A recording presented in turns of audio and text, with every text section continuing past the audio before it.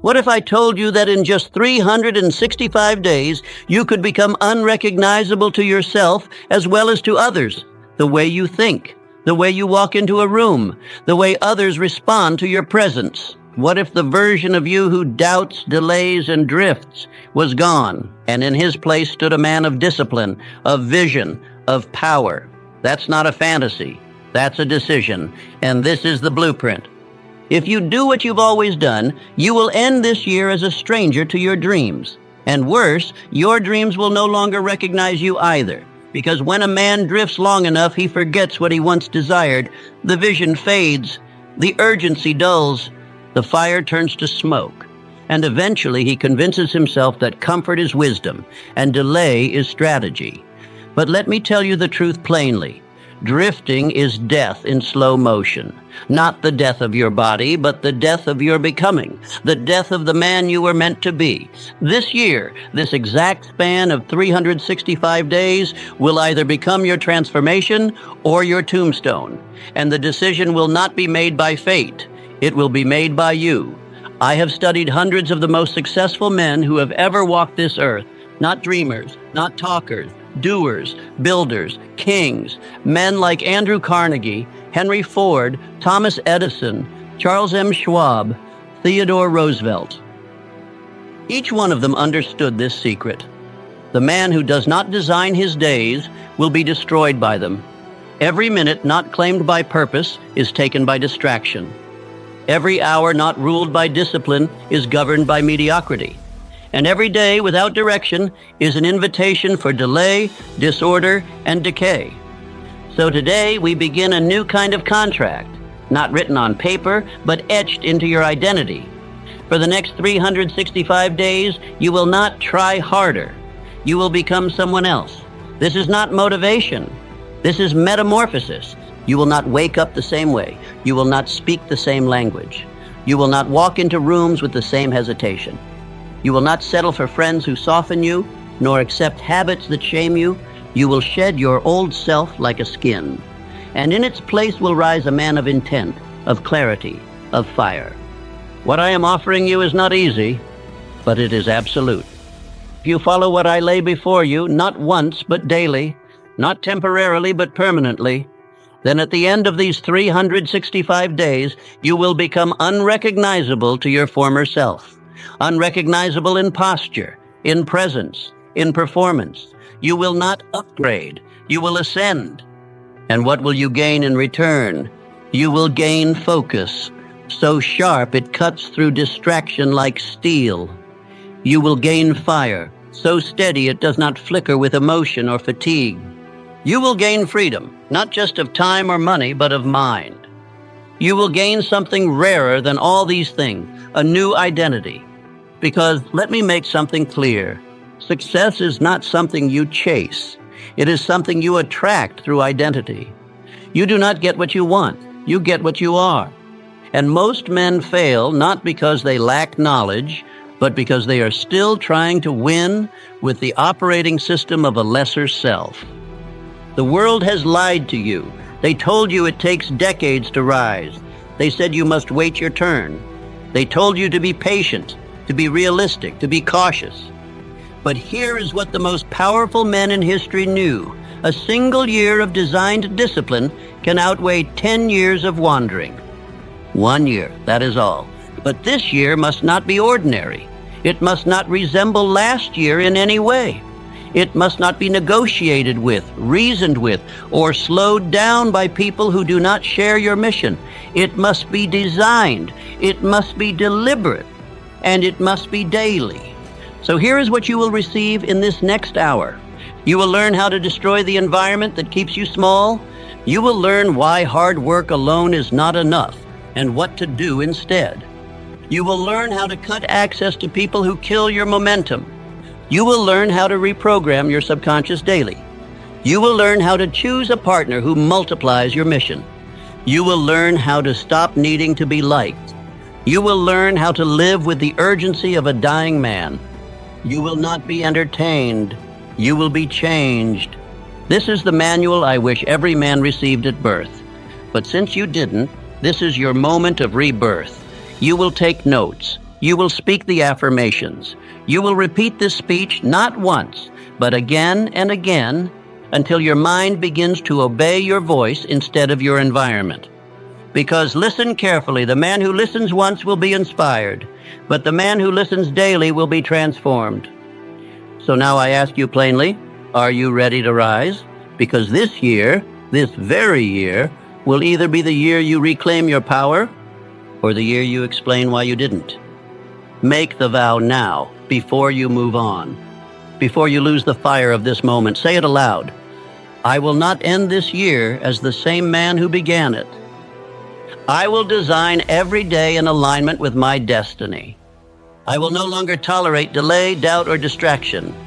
Now breathe deep. It begins now. Turn the page. Listen to every word. Speak them until they become you. Because you are not being asked to improve. You are being asked to transform. And at the end of these 365 days, you will not return to who you were. You will rise into who you were always meant to be. Let's begin. There exists a war raging inside every man. A battle not fought with fists or fire, but with thoughts. And the tragedy is this. Most men never even realize it's happening. They rise, eat, work, sleep, never knowing that the very voice in their head is not their own, but the echo of their environment, their fear, and their unexamined past. This war has one goal, to keep you drifting, to keep you reactive instead of proactive, to keep you alive but asleep, moving but going nowhere. The enemy is not outside you. It is not the government. It is not your boss. It is not your family. It is your mind, left untrained, undisciplined, and open to possession. In Outwitting the Devil, I described this enemy with great detail. I called him the devil, not because he wears horns or carries fire, but because he is a force, an invisible frequency that thrives on indecision, procrastination, and fear. He whispers when you hesitate. He strikes when you delay. He takes over when you drift. Drifting, I wrote, is the state of being mentally lazy. It is the failure to fix the mind upon a definite purpose. And the truth is, most men drift. They wake up to the sound of someone else's alarm. They scroll through voices that are not their own. They eat without thought. They move without clarity. They say, I'll figure it out soon. But soon becomes someday, and someday becomes never. Why does this happen? Because they never claimed their mind. Let me be clear. Your mind, if left alone, will not build you. It will betray you. It will default to fear. It will mimic your environment. It will obey the loudest voice in the room, no matter how ignorant. And it will replay patterns that have nothing to do with who you are, and everything to do with what you've absorbed. This is what I call hypnotic rhythm. It is the silent loop your thoughts fall into when you stop deciding. It is the mental inertia that keeps you doing what you've always done, simply because it's what you've always done. It is the rhythm of your upbringing, your school teachers, your old friends, your news, your social media feed. And once this rhythm sets in, it takes over your life like a current. You do not escape hypnotic rhythm with willpower. You escape it with definite purpose. Thomas Edison knew this war well. The man who lit the world was not simply a genius of mechanics. He was a master of mental dominance. He knew that to control electricity, he first had to control himself. While others marveled at his inventions, few understood that Edison's greatest creation was not the light bulb. It was his own mind, trained to obey his dominating thought. You see, Edison did not simply hope the light would work. He didn't wish for progress. He burned with obsession. He saw the light in his mind long before he saw it in the lab. And that vision, fueled by repetition, reinforced with discipline, became his mental command center. His thoughts were not accidental. They were designed. This is what separates the powerful from the passive, the successful from the drifting. One commands his thought, the other inherits them. So let me ask you, who is doing the thinking in your mind? If your first answer is me, let me press further. Who decided the tone of your inner voice? Who installed the beliefs about success, love, money, failure, identity, risk, and fear? Who taught you what to fear and what to desire? If you have not answered these questions intentionally, then the answer is clear. Your mind has been programmed for you, and that programming is now your prison. But I offer you this truth with power, not with pity, because what has been programmed can be reprogrammed. What has been inherited can be overwritten, and what has been drifting can be driven again. But you must begin where every transformation begins, with ownership. You are not the victim of your thoughts. You are the master of them. But mastery does not happen through information. It happens through decision. Right now, this very day, you must draw a line in the sand of your subconscious and say, I no longer allow my thoughts to run on autopilot. I no longer believe everything I think. I am the master of my mind. I choose what I become. Say it, write it, repeat it, until the voice in your mind begins to obey your direction instead of your environment. Because here is what no one tells you. Your entire life is the result of the thoughts you tolerate. And the thoughts you tolerate are the life you will live. And so today we do not start with action. We start with identity. We start by breaking the rhythm. We start by burning the old script, the one written by small voices, fearful teachers, passive parents, and drifting friends. And in its place, we install this new foundation. I am the type of person who is decisive. I am the type of person who speaks power into my day. I am the type of person who commands his thoughts, not just reacts to them. I am the type of person who outthinks the patterns that once imprisoned him. Say it daily. Say it when you feel weak. Say it when the old rhythms return. Say it until the world around you begins to feel strange, because you are no longer matching its vibration. Say it until you rise. Now I give you a simple but powerful assignment. Today, take 5 minutes and sit in complete silence. Breathe deeply. Do not speak. Do not get distracted. Then ask yourself this question. What is my most repeated thought? Write it down. Look at it. Now ask, did I choose this thought or did I inherit it? If the answer is I don't know, then you must reprogram immediately, because thought becomes belief. Belief becomes behavior. Behavior becomes habit. And habit becomes you. Now here is your daily affirmation. Speak it aloud, not in hope, but in command. I am the master of my mind. I choose what I become. I am the type of person who is decisive. I do not drift. I decide. I am no longer programmed by fear. I am designed by fire. This is the beginning, because before you can transform your year, before you can build wealth, before you can create a new body, a new life, a new world, you must conquer the battlefield of the mind. The man who wins that war wins all others. Let us now move to the next weapon in your arsenal, the power of clarity. It is time to define or die. A man without a chief aim is a man with no gravity. He floats, he reacts, he moves through life like a leaf in the wind, twisting, turning, always in motion, but never in control. I have said this before, and I will say it again with no apology. Vagueness is a virus. It infects your thoughts, dilutes your power, and kills your potential in silence. And its most deadly symptom? Confusion masked as busyness. You see, most men work hard, but hard work without clarity is slavery. Motion without direction is futility. Action without a target is just exhaustion dressed up as ambition. That is why I offer you this foundational law. Define or die. Not die physically, but mentally, spiritually, internally. You may still walk, talk, and even collect paychecks, but your mission will be lifeless. Your days will blur. Your willpower will fade. Your mind will fall prey to whatever crisis yells loudest. You will drift. But the moment you define, truly define, what you want, life begins to align. The chaos shrinks. The fog clears. Decisions become obvious. Why? Because clarity is power. In Think and Grow Rich, I introduced a concept that has changed millions of lives, the definite chief aim. A single written specific statement of what you are creating, not what you hope for, not what you kind of want, not what sounds nice, but what you are obsessed with becoming. This is not optional. It is the foundation of all mental programming. Your mind, your body, your subconscious, all of them respond to repetition with emotion.